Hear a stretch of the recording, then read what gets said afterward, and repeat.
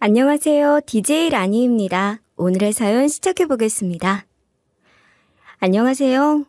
저는 모든 것을 정리하고 홀가분한 마음으로 살아가고 있는 30대 여자입니다. 야, 살다 보니 저한테도 이런 일이 생길 줄은 꿈에도 몰랐어요. 인생사 세용지마라고 살아가다 보면 오만 일이 다 생긴다고들 하지만 이렇게 말도 안 되는 일이 저에게 찾아올 줄 누가 상상이나 했을까요?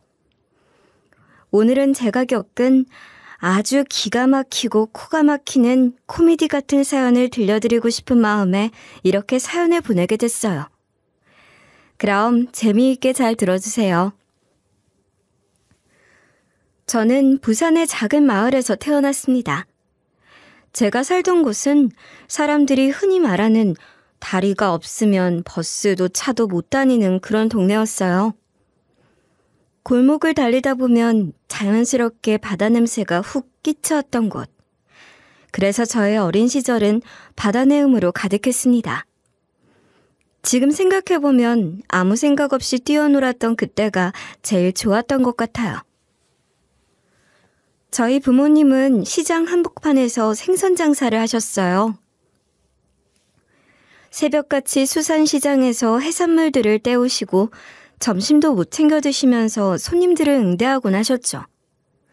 남들은 고작 생선 장사를 해서 먹고 산다고? 라고 생각할 수 있지만 저희 가족은 뭐 하나 부족한 것 없이 잘 먹고 잘 살았어요. 딱 3식구 먹고 살 정도로만 적당히 벌었고 화목하기까지 했으니 더할 나위 없이 행복했죠. 그래서 가끔 다른 친구들이 야, 너희 부모님 시장에서 장사하신다며? 이런 조롱을 해오곤 했는데 이런 것 정도는 거뜬히 넘길 수 있을 정도의 멘탈이 되었어요. 뭐 일반 회사 다니고 떼돈을 벌고 금수저를 물고 태어나야지만 잘 산다고 말할 수 있는 건 아니잖아요? 삼시세끼 배부르게 먹고 따뜻하게 몸 누일 집 있고 가족끼리 사이좋고 이것만 있어도 행복하다고 말할 수 있는 거라고 생각했기에 저는 조금도 기죽지 않았어요. 저는 어릴 때부터 유난히 공부를 잘했어요. 모르는 것에 대한 호기심도 많았고 무언가 궁금해지면 알아낼 때까지 파고드는 성격이었습니다. 따로 학원을 다니진 않았지만 혼자 선행학습을 하면서 상위권 성적을 쭉 유지했어요. 특히 영어를 또래들보다 월등하게 잘했기에 특목고로 진학할 수 있게 됐어요. 와, 근데 확실히 특목고는 학생들의 수준부터 다르더라고요. 각종 정계 인사들의 자녀들부터 시작해서 아주 어마무시한 재력을 가진 아이들이 수두룩 빽빽이었어요. 본디 이런 아이들 앞에선 당연히 작아지기 마련이었지만 저는 되려 고개를 빳빳하게 들고 다녔습니다. 학교에 공부를 하러 온 거지 재력을 뽐내러 온 것은 아니었으니까요. 그렇게 미친 듯이 공부만 한 결과 저는 몇 천만 원 주고 개인 과외를 하는 아이들까지도 모두 성적으로 밟을 수 있었어요. 그랬더니 콧대 높게 행동을 하던 애들도 저에게 다가와서 말을 붙이곤 했습니다. 야, 너도 개인 과외 하니? 너 과외 선생님 나한테 소개 좀 시켜줄 수 있어? 월에 얼마씩 들이면서 과외 받냐? 나는 개인 과외 그런 거 안 하는데. 나 혼자 공부해. 못 믿겠으면 내가 여태까지 쭉 써왔던 노트 같은 거 보여주고. 우와, 과외 하나 안 하는데 첫 시험부터 전교 2등을 한다고? 너 대체 공부를 어떻게 하는 거냐? 너 시간 괜찮으면 우리한테 좀 가르쳐주라. 과외 선생한테 몇 촌씩 때려박느니 너한테 배우는 게 훨씬 낫겠어. 제 잘난 맛에 사는 아이들까지 저에게 다가와 이런 말을 해주니 괜히 자존감도 올라가는 것 같고 기분이 좋더라고요. 아무튼 그런 아이들 사이에서도 저는 제가 할 수 있는 최선을 다해 공부를 했어요. 그 결과 서울에 있는 상위권 사립대로 진학할 수 있었고 졸업 후엔 지인의 추천으로 스타트업 마케팅팀에서 일을 하게 됐습니다. 이제 막 회사를 세운 곳이라 규모는 작았지만 활기가 넘치고 성장 가능성도 무궁무진한 곳이었죠. 부모님은 부산을 떠나 서울로 올라간 저를 늘 걱정하셨지만 저는 부모님이 불안해하지 않으시도록 정말 잘 지냈습니다. 자취생활도 열심히 했고 직장생활도 책임감 있게 일을 척척 해냈어요. 하지만 저도 사람이었던지라 언제나 행복하지만은 않았습니다. 열심히 하다가도 스트레스로 인해 이따금씩 지쳐버리곤 했고 그럴 때마다 고향으로 돌아가고 싶다는 생각을 하기도 했어요. 그래도 힘들다는 이유 하나만으로 다 그만두고 돌아갈 수 있는 것도 아니라는 걸 저는 누구보다 잘 알고 있었어요. 이젠 어린아이가 아니라 어른이었으니까요. 그만큼 나이도 어느 정도 먹었기 때문에 힘들더라도 스스로 마인드 컨트롤을 잘 해냈고 잘 버텼습니다. 그렇게 어찌저찌 서울에서 직장 생활을 잘 해나가고 서울 생활에 완벽히 적응을 하면서 살아가던 어느 날 거래처 미팅 자리에서 처음 남자친구를 만나게 됐어요. 처음엔 그냥 일 때문에 자주 마주치는 사람 정도였는데 업무적으로 자주 만나고 얼굴을 마주하며 대화를 하다 보니 자연스럽게 가까워졌어요. 거래처 특성상 협업할 일이 많아 만나는 것 외에도 개인적으로 자주 연락을 하게 되었고 가끔은 대화가 일에 관련된 것이 아니라 업무 외적인 이야기로 번져나가기도 했죠. 일하다가 눈을 맞는다는 게 이런 때 쓰는 말이구나 싶었고 게다가 또래였기 때문에 말도 잘 통하고 여러모로 안 맞는 부분들이 없었어요. 그냥 쉽게 말해 쿵짝이 잘 맞는 사람이었습니다. 그랬기에 자연스럽게 마음이 조금씩 동했던 것도 같아요. 남자친구에게 조금씩 움직이던 마음이 확 동하기 시작한 것은 어느 비 오는 퇴근길이었어요. 거래처에서 필요한 회의를 마치고 나서 곧바로 퇴근을 하기 위해 밖으로 나왔는데 갑자기 비가 억수같이 쏟아지기 시작한 거예요. 우산도 안 챙겨왔고 차도 없었던지라 어떡하지 고민을 하다가 그냥 지하철역까지 뛰어가야겠다 생각하던 찰나에 남자친구가 제 옆으로 다가와 말을 걸었어요. 왜 안 가고 여기서 이러고 계세요? 밖에 나오신 지 꽤 되신 것 같은데? 아, 바로 집에 가려고 했는데 이렇게 비가 오네요. 비 올 줄 모르고 우산을 안 가져와서 어떻게 할까 고민을 좀 하다가 그냥 가방 뒤집어 쓰고 지하철역까지 뛰어가려고요. 이 비에 우산 하나 사기엔 돈이 좀 아까워서. 무슨, 이 비를 다 맞고 가겠다고요? 그러다가 감기 걸리면 어떡하려고 그래요. 병원비가 더 많이 나오겠구만. 차도 안 가져오셨어요? 저 면허 없는데요. 그러면 제가 댁까지 태워다 드릴게요. 저 차 가지고 왔거든요. 아니 그럴 필요까진 없는데 제가 죄송해서 저희 집 여기서 멀어요. 멀면 더 좋죠. 차 안에서 예원 씨랑 대화도 좀 하고 가요 같이. 평소 같았으면 데려다 준다는 말을 정중하게 사양했겠지만 그날은 왠지 모르게 기분이 좋아서 고맙다고 인사를 하며 그의 차를 얻어 타고 집으로 향했어요. 그가 말을 걸기 전까지만 해도 하늘에 구멍이 뚫린 듯 억수같이 쏟아져 내리는 비가 참 원망스러웠는데 차에 올라타고 나니 비한테 고맙다는 생각이 들더라고요. 저희는 차 안에서 정말 많은 이야기들을 나눴어요. 회사에선 나누지 못했던 재미난 이야기들도 나누면서 깔깔거리고 웃기도 하고 그러다 보니 어느덧 집 앞에 도착을 했고 감사하다는 말과 함께 내리려는데 그가 저에게 이렇게 물어보는 거예요. 저기 예원 씨, 혹시 시간 되면 저랑 같이 밥 한번 먹을래요? 밥이요? 좋죠. 메뉴는 제가 골라도 되는 거죠? 그럼요. 예원 씨 좋아하는 걸로 다 마음껏 골라요. 용기를 많이 낸 것 같은 그의 태도에 저는 단번에 밥 약속을 잡았고 며칠 뒤 저희는 약속한 대로 함께 밥을 먹었어요. 그리고 식사를 하는 그 자리에서 서로에 대한 마음을 조금씩 털어놓았습니다. 이전에 이야기를 나눴을 때보다 훨씬 더 많은 이야기를 나눴는데 생각보다 공통점이 많아서 조금 놀라기도 했어요. 음악 취향도 비슷하고 여행을 좋아하는 것도 닮았고 좋아하는 음식, 싫어하는 음식까지 모두 똑 닮아있는 그에게 마음이 완전히 끌리게 되었고 같이 식사를 한 그날부터 저희는 가슴 두근거리는 연애를 시작했어요. 태어나 처음으로 또래와 하는 연애는 참 재미있었습니다. 눈만 마주쳐도 깨르르 웃을 정도로 재미있는 날들이 많았고 가끔은 조금 뭉클할 때도 있었어요. 몸도 마음도 힘든 날엔 정말 귀신같이 저의 감정을 알아채줬거든요. 오늘은 많이 힘들었나 보네. 무슨 일 있었어?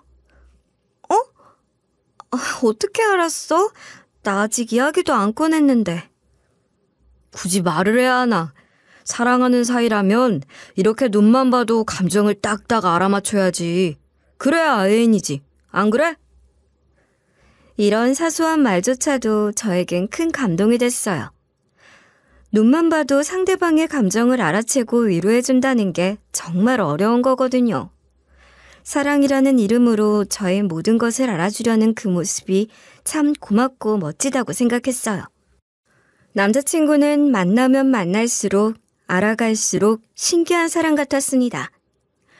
뭔가 태어나서 한 번도 만나보지 못했던 완전히 새로운 사람을 만난 느낌이었어요. 그래서인지 저도 모르게 남자친구를 점점 더 깊이 사랑하게 됐어요. 이전의 짧은 연애와는 비교도 되지 않을 정도로 더 오래, 더 진심으로 사랑한 것 같아요. 그래서인지 어느 날은 저도 모르게 이런 말을 하게 되더라고요. 나 있지. 자기 만난 이후로 거의 맨날 웃고 다니는 것 같아. 나사 빠진 사람처럼. 그래? 나도인데. 나도 자기 만나고 나서부터 어디 하나 고장난 사람같이 허허실실 웃고만 다녀. 오죽하면 팀장님이 나보고 병원에 한번 가보라고 할 정도였다니까. 고마워. 재미라곤 하나도 없었던 내 삶에 유일한 행복이 되어줘서. 나도 고마워. 나 맨날 웃게 만들어줘서. 이런 감정이 깊어지면 깊어질수록 남자친구와 함께하는 미래를 슬쩍 그려보게 됐어요.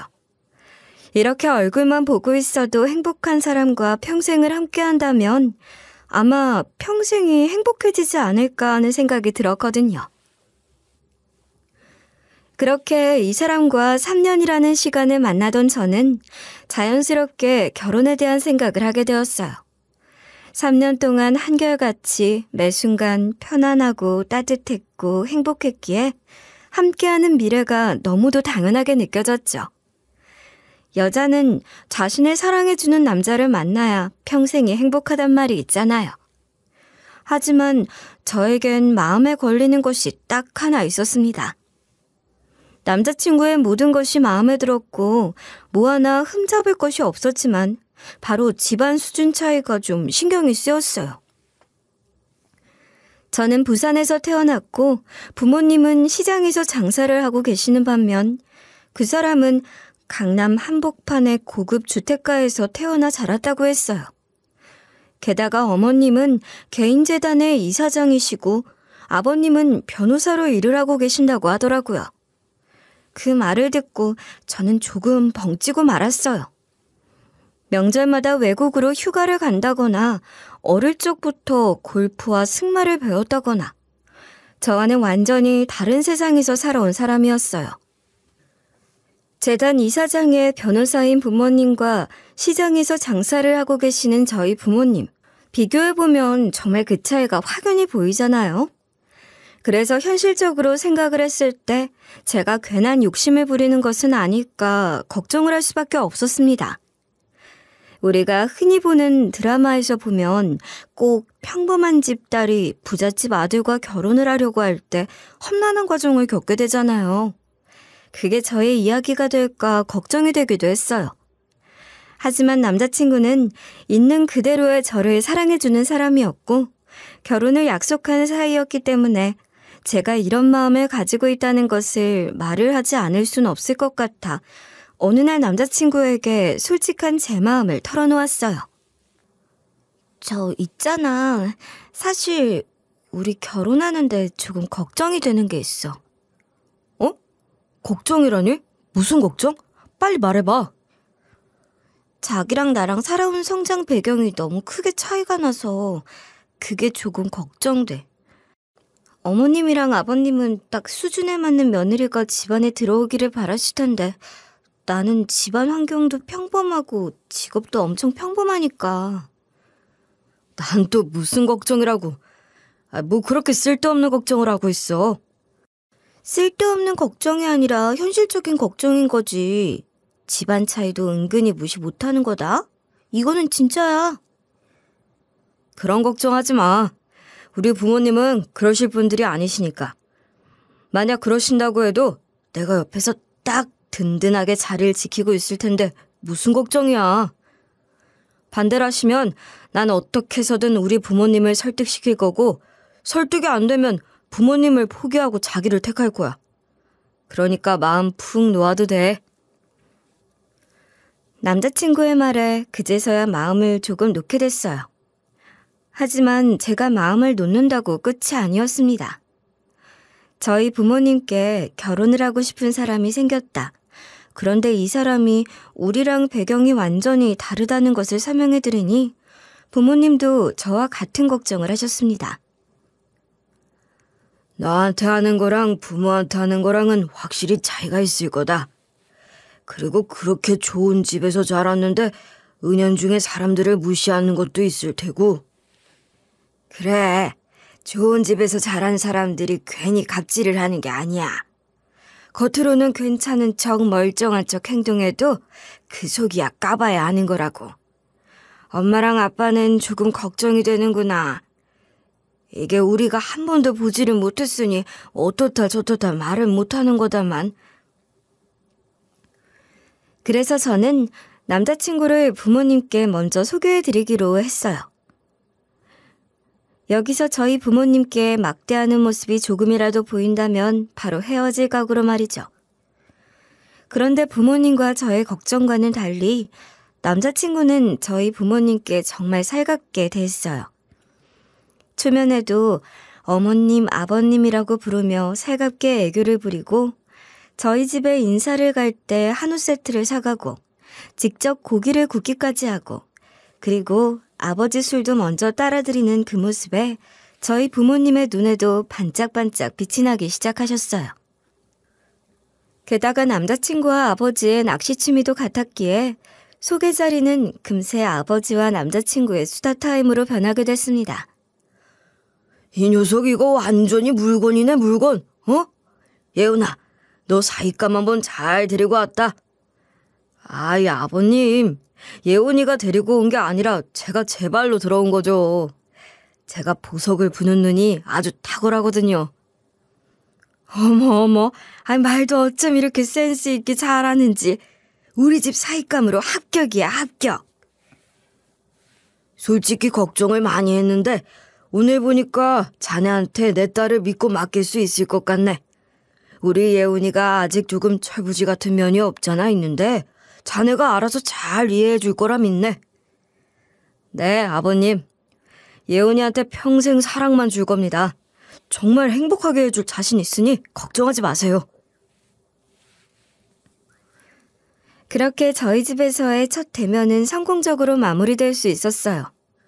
생각했던 것보다 훨씬 더 분위기가 좋았기에 다행이다 싶긴 했지만 그래도 마음을 놓을 순 없었어요. 이젠 저도 예비시댁에 인사를 드리러 가야 할 차례였거든요. 저희 집에서 그렇게 분위기가 좋았으니 저도 어머님 아버님께 잘해야겠다는 마음이 들었어요.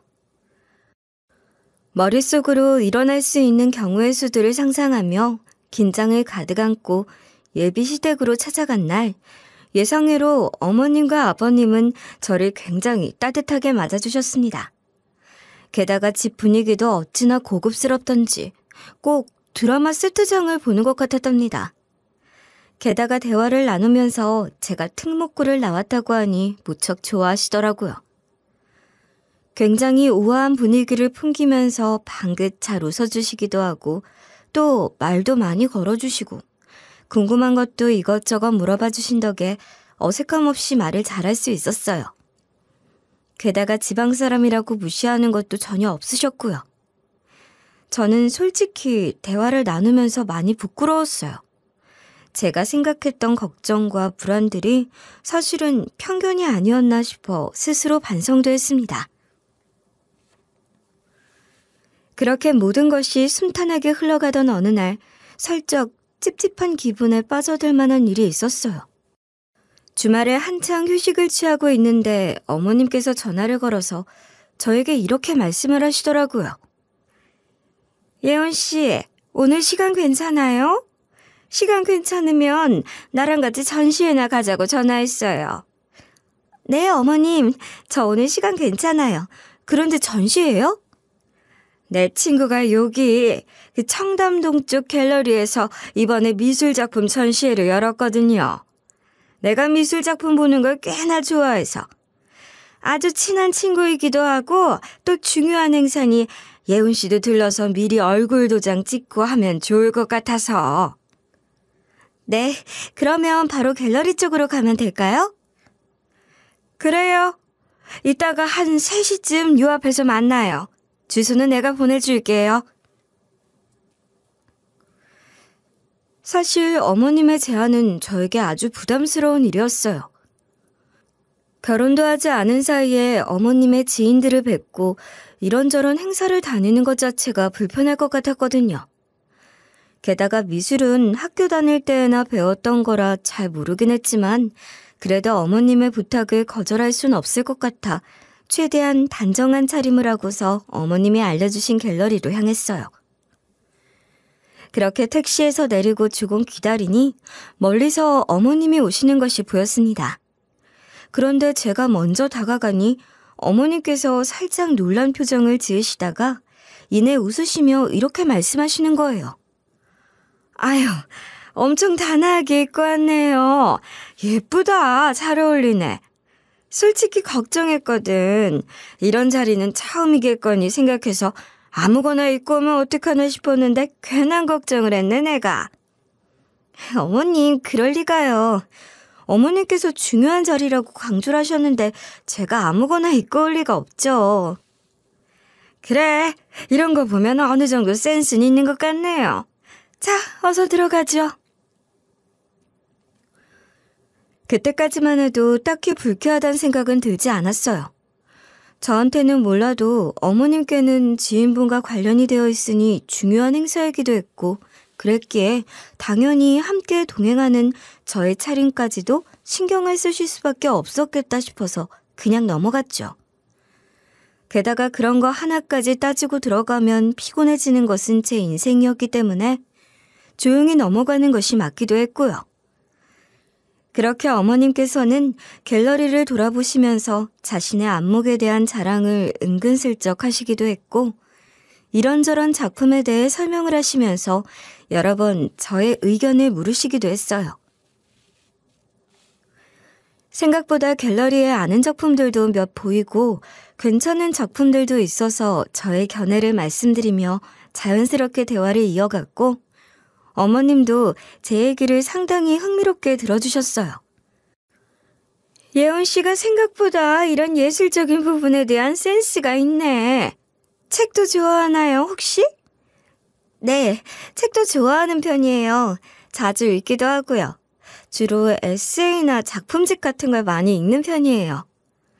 그럼 다음에 우리 재단에서 북콘서트를 개최할 건데 그때도 한번 와요. 내가 초대할게요. 그때도 이렇게 심도 깊게 대화 나누면 좋겠네요. 그 순간 조금 당황스럽긴 했지만 동시에 어머님께서 날 무시하지는 않으시는구나 싶은 생각에 묘한 안도감도 들었습니다. 그렇게 갤러리 전시를 다 보고 어머님과 함께 식사를 하고 카페에 들러 커피 한 잔을 하고 있는데 벼랑간 이런 말씀을 저에게 꺼내시더군요. 우리 태호 참 순하죠? 겉으로는 참 강해 보여도 사실 쓸데없이 정이 많아.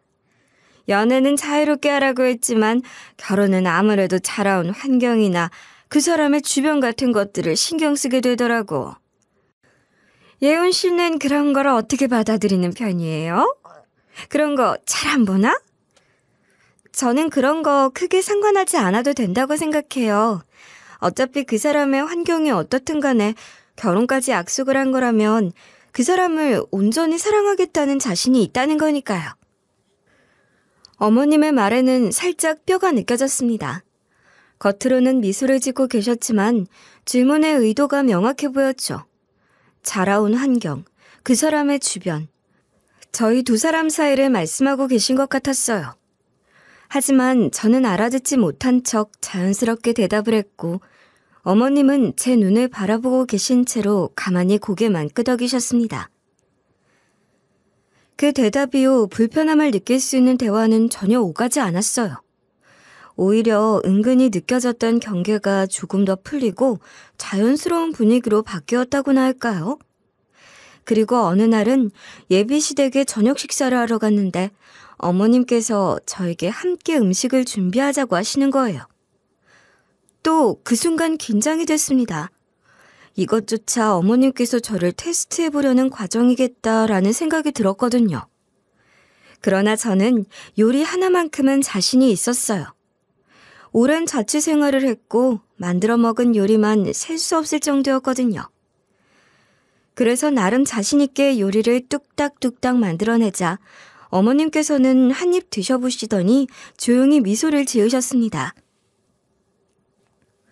어머님의 웃음에 담긴 의미는 알 수 없었지만 그래도 분위기가 좋았기 때문에 마음이 조금은 놓였어요. 그렇게 저에게 마음을 열어가실수록 다가올 상견례에 대한 기대도 어느 정도는 하고 있었습니다. 하지만 저의 기대가 헛된 기대였다는 것을 알기까진 그리 긴 시간이 걸리지 않았어요. 그렇게 시간이 흘러 상견례 날이 다가왔어요. 장소는 서울 강남에 위치한 한 고급 한정식집에서 하게 되었는데 깔끔하게 정돈되어 있는 가게 입구부터 시작해서 조용한 룸, 은은한 조명, 그리고 고급스러워 보이는 테이블까지 멋진 분위기를 풍기고 있는 곳이었죠. 부산에서 올라오신 저희 부모님은 식당에 들어서면서부터 이런 고급스러운 분위기가 낯설다며 이게 바로 강남이구나 하시며 감탄사를 연신 내뱉으셨어요. 아이고, 뭐 이런 데를 예약을 했대? 돈도 엄청 비쌀 것 같은데. 아빠, 그런 건 걱정하지 말어. 상견례 하는데 돈 한 푼 제대로 못 쓰겠어? 아유, 괜히 내가 다 떨리고 긴장되네.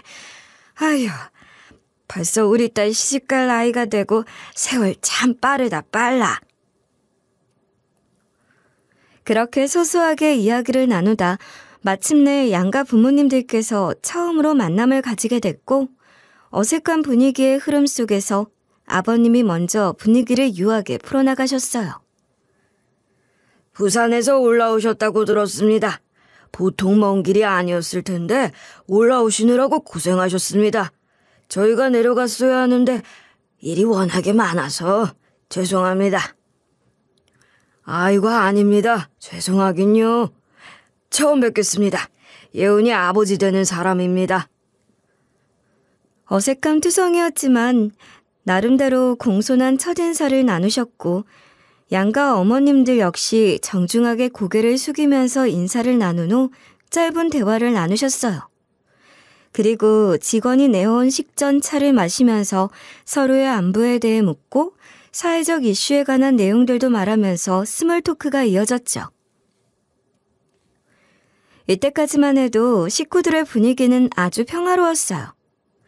그런데 식사가 본격적으로 나오기 시작하면서부터 분위기가 완전히 달라지게 됐습니다. 메인 요리 중엔 전복내장이 메인이 되어 나오는 요리도 있었는데 갑자기 어머님께서 저희 어머니에게 웃으며 이렇게 말을 하시는 겁니다. 예비 사부인, 전복내장 좋아하세요? 보통 지방에서 올라온 분들은 이런 내장류는 냄새 난다고 안 드시던데 제가 아는 분들 경상도 쪽에 살고 계시는데 이런 요리를 보시면 손도 안 대시더라고요. 냄새 난다고. 전복내장이 맛이 진하긴 하지요. 하지만 저흰 좋아해요. 특히 저희 남편이 전복내장이라고 하면 아주 환장을 하고 먹는답니다. 아, 그래요? 제가 괜히 걱정을 했나 보네요. 촌에서 올라오신 분들이라 맛을 잘 모르실까봐 신경을 좀 썼는데 다행이네요. 그 순간 분위기가 확 얼어붙어 버렸어요. 특히 그 촌이라는 단어가 굉장히 귀에 거슬리더라고요. 솔직히 부산이면 지방이긴 해도 촌이라고 불릴 정도는 아니지 않나 싶었죠. 무엇보다 저렇게 이야기를 하시는 의도를 전혀 이해하지 못하겠다는 생각이 들었어요. 어머님의 말 한마디로 분위기가 싸해졌고 남자친구는 그 분위기를 감지하고서 어떻게든 풀어보려고 애를 썼습니다. 하지만 그런 남자친구의 노력에도 불구하고 그 후로도 어머님은 현대미술부터 시작해서 일부러 고급스러운 주제에 대한 이야기들을 마구 늘어놓으셨어요. 요즘 전시회가 어쩌고 음악이 어쩌고. 저희 부모님은 그런 것에 크게 관심이 없으셨기 때문에 어머님이 하시는 말을 전혀 이해하지 못하셨어요. 그저 그냥 그렇구나 하시며 리액션만 해주실 뿐이었죠. 이 상황을 보다 못한 아버님께서 어머님을 툭 치시며 관심 없는 이야기 좀 그만하라고 슬쩍 언지를 하셨는데도 불구하고 어머님은 계속 말씀을 이어가시다 이내 한숨을 푹 내쉬며 뜬금없이 이런 말을 꺼내시는 겁니다. 사실 오늘 이 자리를 저희는 정말 많이 고민하고 나온 겁니다. 이런 자리에서 이런 말씀 드리는 게 조심스럽지만 저희 집도 부모 입장에서 이 말은 꼭 해야 할 것 같아서요. 어머니, 갑자기 무슨 말씀을 하시는 거예요? 태우, 너는 가만히 있어. 솔직히 오늘 상견례 자리를 만든 건 예훈 씨 부모님도 뭔가 잘 알고 계셔야 할 것 같아서예요. 어머님은 갑작스럽게 분위기를 잡으셨고 결국 방 분위기는 걷잡을 수 없이 싸해지고 말았어요. 어머니와 아버지는 서로 눈치만 슬슬 보고 계셨고 저는 저 입에서 무슨 말이 나올지 몰라 어머님을 빤히 쳐다만 보고 있었습니다. 그리고 어머님은 물로 입을 한번 축이시더니 말을 이어나가셨어요. 솔직히 요즘은 시대가 많이 바뀌어서 예전처럼 집안 안 본다고들 하지만 결혼이라는 건 결국 두 집안이 함께 어우러지는 일이라고 생각해요. 물론 두 사람이 서로를 얼마나 위하고 사랑하는진 잘 알지만 다른 사람들 보는 눈도 있고. 그럼 저희 집안이랑 급이 안 맞는다는 말씀을 하시는 겁니까? 어머나, 이해가 빠르시군요. 맞아요. 아무리 생각을 하고 또 해봐도 도저히 집안끼리 차이가 나서 결혼을 시키기 힘들 것 같습니다. 예훈이가 아무리 배움이 많고 학력이 좋다고 하지만 가정 분위기도 무시할 순 없으니까요.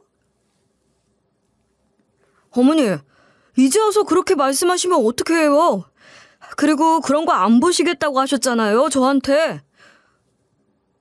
남자친구는 당황스러운 듯 소리를 질렀고 저도 저희 부모님도 그리고 아버님께서도 당황하셔서 뭐라 할 말을 잃어버린 상황이었어요. 그러니까 어머님의 말을 풀어서 해석을 하면 저희 집안의 수준이 차이가 나서 파혼을 할 것이다 라는 뜻이었습니다. 차라리 파혼을 할 거라면 미리 이야기를 해주셨으면 좋았을 텐데 왜 저희 부모님까지 오신 자리에서 얼굴을 보고 이런 말을 하는지 도저히 이해를 할 수가 없었어요. 그래서 저는 떨리는 마음을 조금 가라앉히고 어머님의 눈을 똑바로 바라보며 입을 열었습니다. 어머님, 애초에 파혼을 고려 중이셨다면 차라리 이렇게 상견례를 하기 전에 말씀해 주셨으면 더 좋았을 텐데요. 저희 부모님께서 오신 자리에서까지 말씀을 하신 이유를 저는 정말 모르겠어요. 나도 처음에는 그렇게 생각을 했어. 그런데 이렇게 얼굴을 보고 직접 말씀을 드려야 어머님도 아버님도 더 확실하게 알아들으실 수 있지 않겠니? 본인들의 수준이 우리랑 얼마나 안 맞는지에 대해서 말이야. 어머니, 제발 말씀 좀 가려서 하세요. 조용히 해, 태호야. 엄마가 다 너를 위해서 그러는 거야. 나중에 결혼하고 나서 네가 얼마나 상처를 받게 될지 안 봐도 뻔히 보이니까. 너희들이 결혼을 하게 되는 게 싫다는 게 아니야. 단지 살아온 방식들이 너무 달라서 나중에 그 차이들이 상처가 되지 않을까 걱정되는 거야. 그런 건 저희가 걱정해야 할 부분이지 어머니께서 신경 쓰실 게 아니잖아요. 문화도 생활 방식도 가치관도 다르면 지금은 괜찮을 수 있어도 살아보면 생각이 달라질 수도 있어. 나는 재단 이사장이고 너희 아버지는 변호사인데 상대방 쪽은 못도 없잖아. 시장에서 장사. 참나 웃기지도 않아서. 끔찍하게 모욕을 당하는 기분이었습니다. 이 자리에 더 있다가는 저희 부모님의 마음은 물론이고 제 마음까지 갈갈이 찢겨 더 이상 붙일 수도 없을 것 같았어요. 저는 너무 속상한 마음에 눈물이 확 차올랐습니다. 왜 먼 길을 오신 저희 부모님까지 이런 자리에서 이런 쓸데없는 모욕을 들어야 하나 싶어서요. 솔직히 이런 모욕을 들어가면서까지 결혼을 강행하는 건 말 그대로 멍청한 짓이었습니다. 어차피 결혼을 한다고 해도 결과는 뻔할 뻔짜였고 제 앞에서 으름장을 단단히 놓던 남자친구 역시 소리를 지를 뿐 대처를 하는 것은 하나도 없었기에 저는 자리를 박차고 일어서려고 했어요. 그런데 한참 전부터 어머니가 어머님의 얼굴을 계속 뚫어져라 쳐다만 보고 계시는 겁니다. 어떤 말도 행동도 없이 그냥 얼굴만 빤히 쳐다보고 계셨죠. 무슨 말이라도 하시면 그나마 좀 나을 텐데 얼굴만 바라보고 계셔서 조금 당황스러웠습니다. 엄마, 사람 얼굴을 뭐 그렇게 말도 없이 빤히 쳐다봐. 빨리 일어나. 가자. 여기 더 있고 싶지도 않아. 잠시만 있어봐. 너 혹시 나랑 같은 중학교 나오지 않았니? 이게 무슨 황당한 소리인지. 같은 중학교라는 말에 모두의 시선이 어머니에게로 쏠렸어요.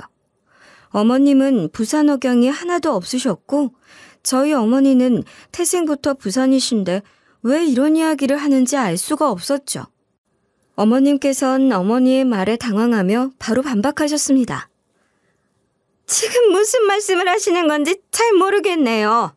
저는 태어나면서부터 서울에서 쭉 자란 서울 토박이입니다만. 서울 토박이 같은 소리하고 자빠졌네. 네가 이 사진을 보고도 서울 토박이라는 말이 나올까? 눈이 있으면 똑똑히 좀 봐. 이게 너인지 아닌지. 어머니는 가방 안에서 지갑을 꺼내시더니 그 안에 있던 조그만 흑백 사진 한 장을 꺼내어 어머님의 눈앞에 착 내밀었어요. 사진 속에는 교복을 입은 애된 여자아이들이 나란히 서 있었는데 어머님은 그 사진을 보자마자 얼굴이 사색이 되셨습니다. 솔직히 아무런 연관이 없다면 사진을 보고도 얼굴이 사색이 될 이유가 없지 않나요? 그래서 저는 직감했어요. 아, 어머님과 어머니 둘 사이에 우리가 모르는 굉장히 밀접한 연관이 있구나 하고요. 여기 맨 왼쪽에 있는 사람, 김미숙, 너 맞잖아. 사람 잘못 보신 것 같습니다. 내가 어떻게 알았나 궁금하지? 여기 너 오른쪽 뺨에 있는 깊게 파인 상처. 그거 너희 아버지가 너한테 손대다가 긁혀서 생긴 흉터잖아. 나이 먹어도 그거는 그대로 남아있네. 그런데 뭐 사람을 잘못 봐? 야, 손바닥으로 하늘을 가려봐라. 그게 다 가려지나. 사람 잘못 보신 것 같다니까요. 저는 어릴 때부터 쭉 여기서 이렇게 버젓이 증거를 들고 왔는데도 오리발을 내미네. 내 참 웃기지도 않는다. 뭐? 태생부터 서울에서 자란 서울 토박이야? 하, 무슨 말을 하는 건지 모르겠어? 사람을 잘못 봐? 세상에, 나는 태어나 너처럼 뻔뻔한 사람은 또 처음 본다, 처음 봐. 당신, 이게 대체 다 무슨 말이야? 알고 보니 어머님은 완벽하게 신분 세탁을 한 사람이었습니다. 어머님의 고향은 서울이 아닌 부산이었고 어머니보다 훨씬 더 가난한 집에서 태어나 살았다고 했어요. 게다가 성격도 소심했던지라 여장부 같은 성격을 가지고 계셨던 어머니께서 항상 어머님을 데리고 다녔었고요. 그리고 어머님은 집안 형편이 가난했기에 도시락도 제대로 싸오지 못해서 맨날 친구들의 밥을 얻어먹었다고 했어요. 육성회비를 내지 못해서 교탁 앞에 나와 무릎을 꿇고 벌을 서던 날도 비일비재했다고 했죠. 그럼에도 불구하고 어머니는 그런 어머님을 조금도 무시하지 않고 옆에서 살뜰히 챙겼다고 해요.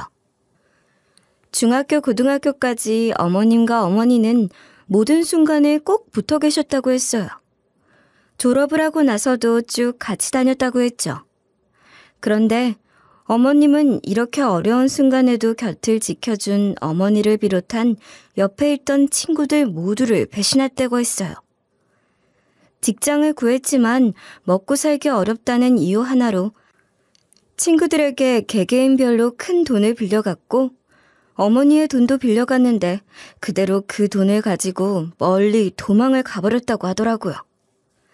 게다가 너무 화가 나서 어머니의 친구들이 수소문을 해봤지만 어디로 사라진 건지 어머님이 도망간 곳을 알고 있는 사람이 한 사람도 없었고 경찰에 신고를 해도 친구끼리의 일은 알아서 해결하라는 답변만 돌아올 뿐이었대요. 말 그대로 눈 뜨고 코를 베인 상황이었던 거죠.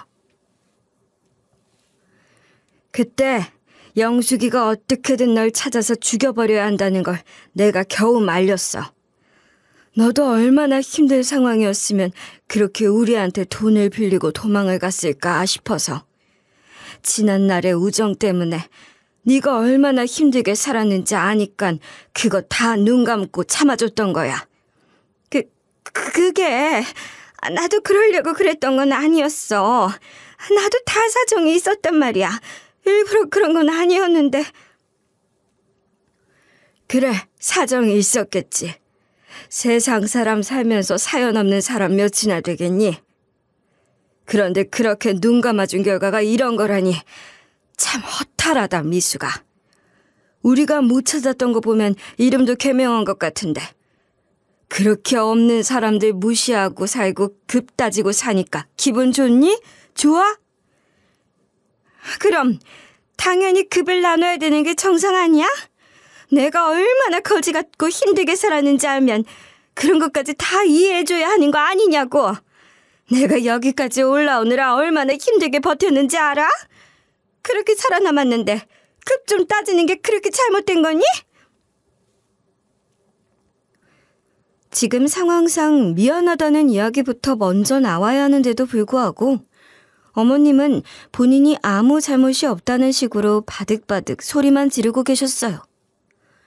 어머니는 그런 어머님을 보며 깊은 한숨을 내쉬셨고 한심하게 바라보고만 있을 뿐이었죠. 남자친구는 이 상황 자체가 놀랍다는 듯 벌어진 입을 다물 줄 몰랐고 아버님도 아버지도 모두가 상황을 납득하기 어렵다는 듯 서 있을 뿐이었어요. 어머니는 부들부들 떨고 있는 어머님을 향해 운영하고 있는 재단의 이름을 물었고 어머님이 망설이다가 작게 재단 이름을 말하자 어머니는 바로 바닥에 주저앉아 박장대소를 터뜨렸습니다. 웃다가 눈물까지 흘리실 지경이었죠. 야, 네가 그 재단의 이사장이었어? 내가 그 재단에 후원한 지가 벌써 3년은 넘었다. 캬, 세상도 좁지. 어떻게 이런 인연이 있을 수가 있니? 뭐? 우리 재단에 후원을 하고 있었다고? 불쌍한 어린애들 밥 좀 먹이고 싶어서 꾸준히 10만 원씩 후원하고 있었는데 너 설마 후원자들이 기부한 돈까지 네 주머니 속에 집어넣고 있는 건 아니지? 다른 사람이라면 몰라도 너라면 충분히 그럴 수 있을 것 같아서. 어머님과 어머니의 대화를 통해 세상이 얼마나 좁은지를 확실하게 깨달을 수 있었습니다.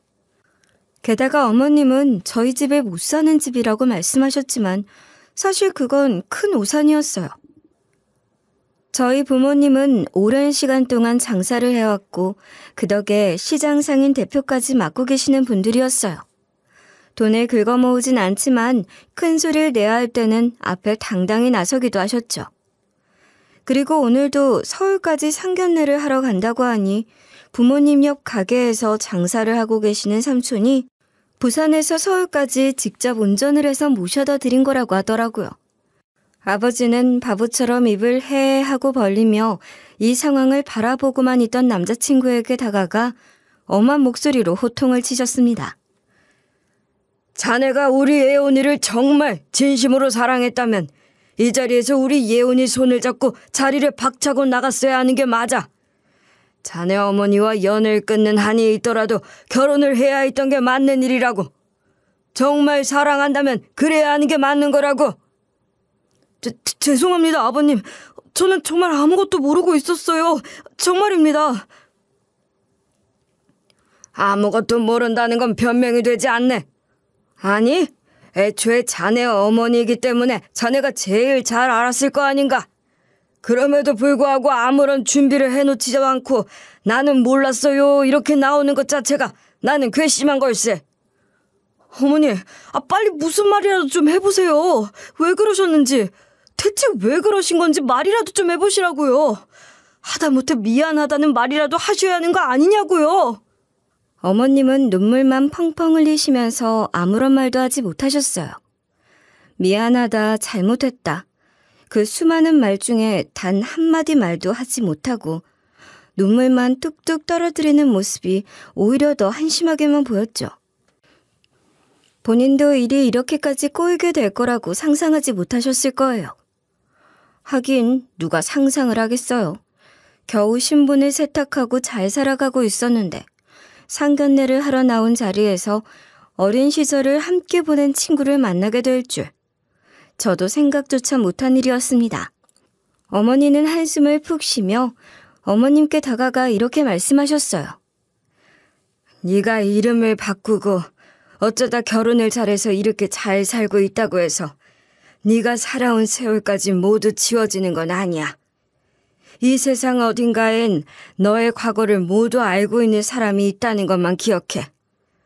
아, 그리고 오늘 너를 만난 건 내 친구들에게 모두 이야기할 거야. 우리 지금까지 연락하고 지내고 있거든. 뭐? 아니야, 안 돼. 절대로 이야기하지 마. 그것만큼은 안 돼. 응? 제발. 내가 그거 말고는 뭐든지 할 테니 제발. 세상에 절대라는 게 어디 있니? 그리고 너 재단 이사장이라며. 벌만큼 벌었을 거 아니야. 그러니까 우리한테 빌려갔던 그 돈들도 이제는 갚아야지. 우리 식구한테 모욕을 줬으니 나도 눈 감고 넘어갈 순 없을 것 같아. 아참, 혹시나 해서 말해주는데 절대 잘못했다는 말로 넘어갈 생각은 하지 말아라. 예은아, 여보, 일어나요. 가자. 어머니와 아버지는 함께 문을 열고 나가셨고 저도 함께 부모님을 따라 나섰습니다. 그런데 그 순간 남자친구가 제 바지가랑이를 꼭 붙들고 매달리는 거예요. 눈물 콧물을 다 흘리면서 말이죠. 연아, 정말 미안해. 난 정말 일이 이렇게까지 될 거라고 상상도 못했어. 내가 어떻게든 어머님, 아버님께 용서빌게. 그러니까 제발 나한테 헤어지자는 이야기만 하지 말아줘, 응? 미안한데 이것 좀 놔줄래? 진짜 나는 이 상황에 있는 것 자체가 더럽고 역겹거든. 아니야, 절대로 못 놔. 아니, 안 놓을 거야.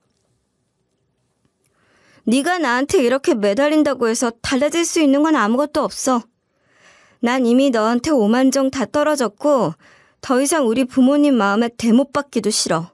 그러니까 이만 놔줘. 화나게 만들지 말고. 저는 뒤도 돌아보지 않고 매달리는 남자친구를 뿌리치고 나와버렸습니다. 예전 같았으면 마음이 조금이라도 움직였겠지만 그때 저는 눈앞에 보이는 것이 아무것도 없었거든요. 더는 저희 부모님의 가슴에 대목받는 짓은 할 수 없었기도 했고요.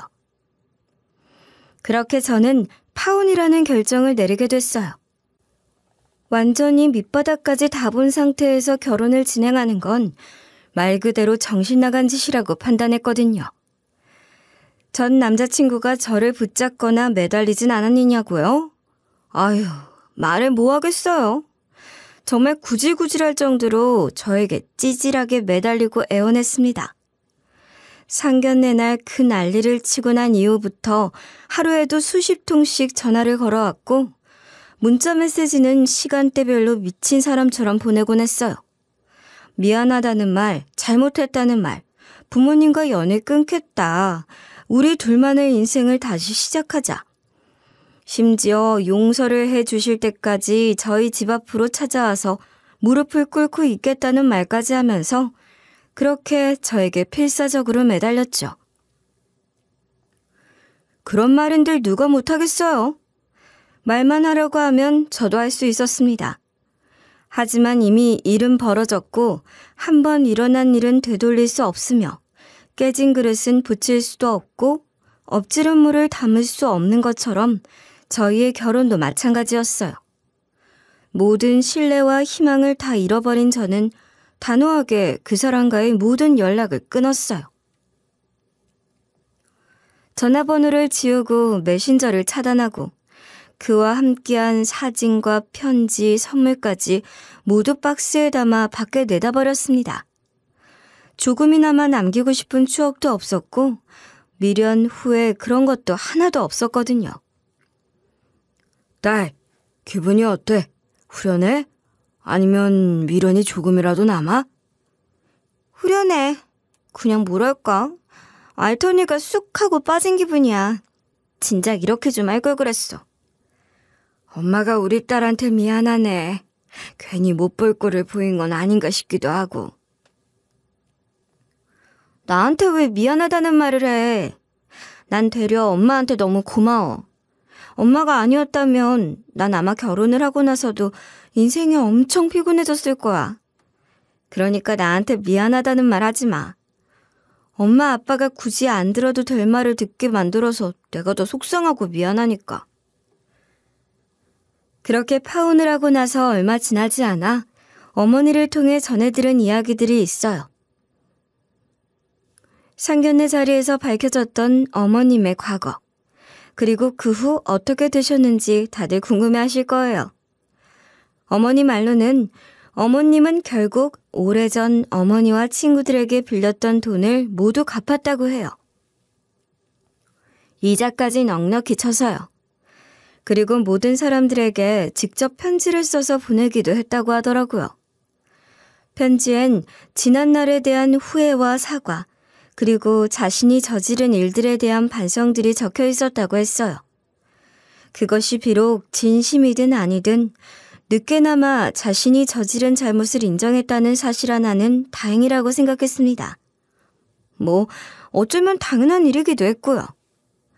그리고 그날 이후로 어머님은 아버님과 이혼도 하셨다고 했습니다.